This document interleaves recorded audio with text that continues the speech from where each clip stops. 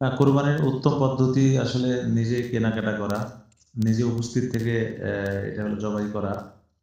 কেননা নবী সাল্লাল্লাহু আলাইহি ওয়াসাল্লাম নিজে উপস্থিত থেকে জবাইয়ের সময় উপস্থিত থাকতে বলেছেন। আর পরিচিত লোকদেরকে নিয়েই কোরবানি করা। কেননা ঘুষখোর, সুদখোর, হারামখোর এরা যেন কোরবানিতে অংশগ্রহণ না করে, তাহলে নিজের কোরবানিটা নষ্ট হয়ে যাবে।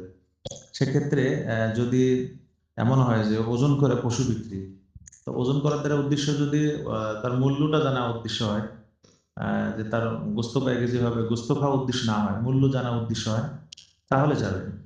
যেমন মানুষ এখন মুরগি বিক্রি করে ওজন করে, এটা একসময় এটা নিষেধ ছিল, যেহেতু একটা পরিবেশ চেঞ্জ হয়ে যাচ্ছে, প্রেক্ষাপট সিচুয়েশন, এই জন্য মুরগি এখন ওজন করে বিক্রির জায়েজ আছে। তো মুরগিও একটা পশু পাখির মধ্যে।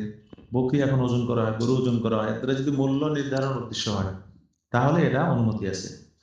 আচ্ছা, আর যদি গোস্ত উদ্দেশ্য হয়, তাহলে কিন্তু এই কোরবানি ওজন না করলেও এটা কোরবানি সহি হবে না, এটা মনে রাখতে হবে।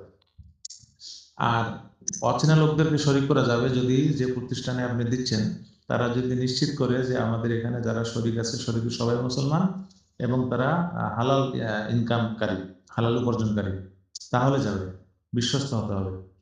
আর জবাইয়ের সময় উপস্থিত থাকার কথা বলা হয়েছে, না থাকলে মুস্তাহাবের খেলাফ হবে, কিন্তু কোরবানি হয়ে যাবে। হ্যাঁ, তো মোটামুটি আমার মনে হয় মাসলা আমি বলতে পারছি।